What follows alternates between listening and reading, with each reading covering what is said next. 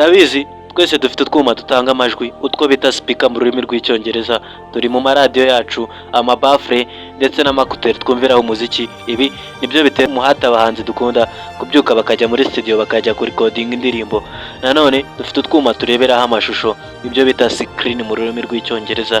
Ibi nibyo bitera umuhate abahanzi tweretse urukundo kubyuka bakajya imbere ya kamera bakafata amashusho y'indirimbo barekodinze.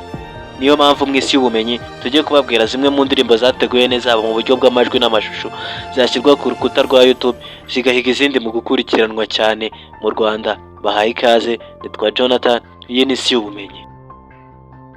Nta gutinda cyangwa kwiziringa mu magambo, indirimbo yaje ku mwanya wa 10 ni indirimbo y'umuhanzi ukunzwe mu karere k'ibiyaga bigari bakamwita Israel Mbonyi, indirimbo yise Malengo.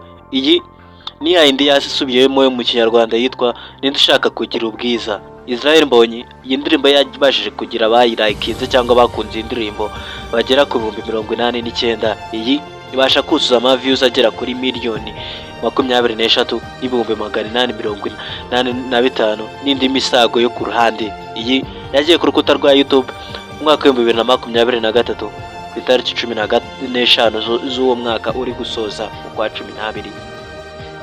Israel Mbonyi mu kugumya gushimangira ko muri kano karere k'ibiyaga bigari ari umuhanzi ukunzwe cyane mu Rwanda ndetse no muri Kenya, indirimbo yitwa Sikriza niyo yaje ku rutonde ari ya 9.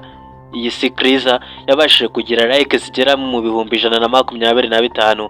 Nanone ibasha gukusanya views yose arenga miliyoni 24,591 n'indi misago yo ku ruhande.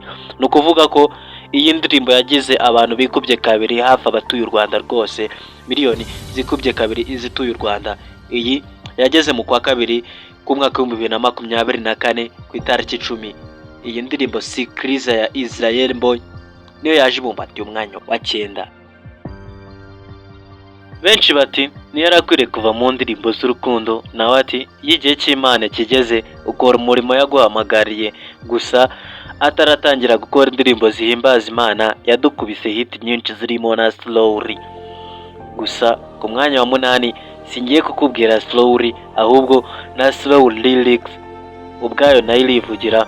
Ni ukuvuga ngo video lyrics of Slowly cyangwa se animation of word according to the word of the song niyo yaje ku mwanya wa 8. Iyi yabashije gukusanya miliyoni y'abarebye bagera kuri miliyoni 27,393 n'indi misago irengaho kuva mu kwa 8 ku mwaka wa 2017 ku itariki ya 10. Iyi yagize abayikurikiranye bayikunze bakanze like bagera ku 136. Ndabizi mwamumenye, ni Ngabo Medal cyangwa se Med.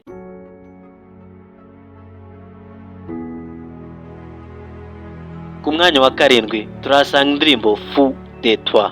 Muze kumbariza Element L, Roscan ndetse na Bruce niba indirimbo yabo uko bayise ariko bivuze neza nk'uko biyita aba Gens mu muziki cyangwa New Generation mu muziki, kuva kuri Bruce Melody, Element L nk'umuproducer wa mbere ndetse na Roscan bose babanye muri team ya 155 EM, bose bakiri hamwe badukoreye indirimbo ikiza kujya ku rukuta rwa YouTube mu mwaka wa 2023 mu kwezi kwa 5 ku itariki ya 29. Iyi ndirimbo yabashije kugira marayika agera ku 189.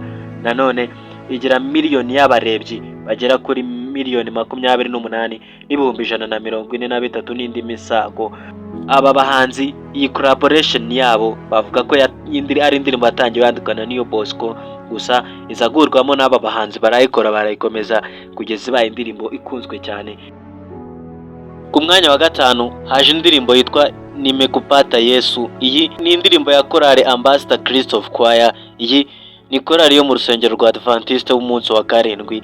Ni korali iririmba indirimbo mu ndimi zitandukanye: Ikinyarwanda, Icyongereza, Igiswahili n'izindi ndimi nyinshi. Iyi ndirimbo yakoze yo mu rurimi rw'Igiswahili, gusa yari yisubiyemo yikuye mu rurimi rw'Ikinyarwanda. Niyo yaje kugera kuri YouTube ku itariki ya 21 z'ukwezi kwa 3 mwaka wa 2017.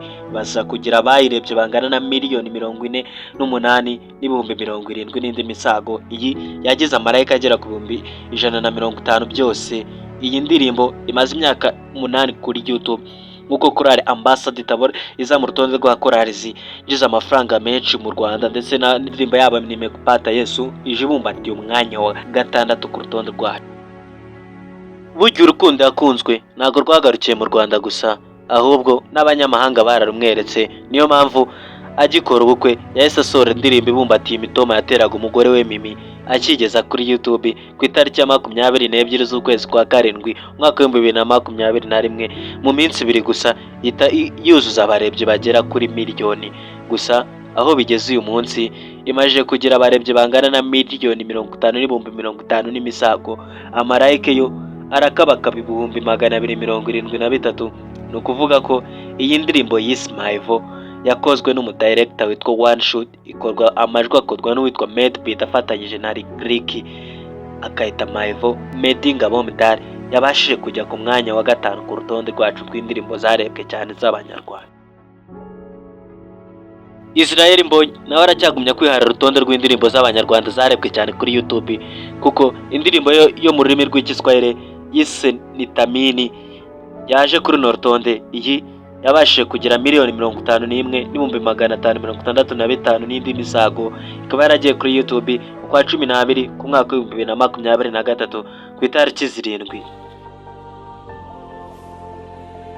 Nk'uko mu kiganiro cy'ubushize twabakoreye YouTube 10 zinjiza amafaranga menshi mu Rwanda, YouTube ya famille ya Papi Clever na Dorcas bakora umurimo wo kuramya Imana mu ndirimbo yaje kuri no rutonde, niko no ku rutonde rw'indirimbo zarebwe cyane mu Rwanda kuri YouTube bajeho, kuko indirimbo yo mu Giswahili bise Ameniweka Huru Kweli nayo yajeho. Iyi ndirimbo yagiye kuri YouTube ku itariki ya 25 z'ukwezi kwa gatanu mwaka wa 2023. Iyi ndirimbo ikigera kuri YouTube kugeza ubu imaze kugira miliyoni 54 z'abayirebye, 81 n'imisago. Amarayike yo arakabakaba mu bihumbi 181. Papi Clever na Dorcas akomeje kwiganza mu muziki w'u Rwanda. Gusa Shwadiri ni gukora indirimbo zo mu Giswahili n'abandi bahanzi umva kakana Nina siri na Yesu yanifanya niwe jasiri, nayo iri mu rurimi rw'Igiswahili ni ya Israel Mbonyi yayise Nina Siri. Iyi ikigera kuri YouTube ku itariki ya 16 z'ukwezi kwa gatandatu umwaka wa 2023 yabashije gukusanya miliyoni 85,149 ku marayika agera ku 357. Iyi yabashije kuza ku mwanya wa 2 ku ndirimbo zarebwe cyane mu Rwanda, nk'uko Israel Mbonyi nawe aza ku mwanya wa 2 muri YouTube channel zinjiza cyane mu Rwanda kuri miliyoni 2 n'imisago z'abasubscribe. Iki kiganiro nacyo ugishaka wajya kuri YouTube channel yacu Isi y'Ubumenyi, twaragikoze ukamenya ama YouTube channel yinjiza amafaranga menshi. Gusa wibuke gudukandira like, subscribe niba wakunze kino kiganiro. Nje nitwa Jonathan, niyo mpamvu ngiye gusoreza ku ndirimbo yaje ku mwanya wa 2 y'abanyarwanda. Umunsi umwe bwarakeye inganzi muzamo amagambo y'imitoma y'urukundo, ahitamo kuyatereka mu ndirimbo. Gusa igitekerezo cyari kuyakira mu Cyongereza n'Akanyarwanda gake cyane. Izina rimuzamo slowly, ubwo indirimbo ahita yita Slowly. Ku itariki ya 23 z'ukwezi kwa 8 umwaka wa 2017 akimara kuyirikodinga anayikoreye amajwi n'amashusho, ahita yitereka kuri YouTube. Abarebye bayo nabo bagenda bayireba slowly. Kuva kuri iyo tariki Slowly ya Meddy iracyayoboye urutonde rw'indirimbo z'abanyarwanda zarebwe cyane, kuko yabashije kugeza kuri miliyoni zirenga 124 n'ibihumbi 84 n'indi misago, ndetse ibasha gukusanya amarayika agera ku bihumbi 640. Iyi Slowly ya Meddy imaze imyaka 8 yonyine kuri YouTube, gusa iracyafite akagahigo. Niyo mpamvu nanjye nshaka kwikorera ibintu byanjye slowly nka Meddy kugeza bibaye success, uko Meddy yabikoze slowly bikahinduka bikarangira bitabaye slowly ahubwo bibaye quickly. Ndacyabaye ikaze namwe mugende mukandaho slowly, gusa munivumbuye mugakanda quickly nacyo nabyo byaba bitwaye. Igitangaje ko no rutonde nuko umuhanzi Israel Mbonyi na Meddy bihariye indirimbo zirenga 1/2 ziri kuri no rutonde. hanyuma se abakora igereranya ry'umuhanzi wa mbere mu Rwanda bifashishije zino ndirimbo, maze batubwire Bruce Melody na The Ben ya bato yigeze kuba ninde wa mbere. Njye ndakigendera slowly.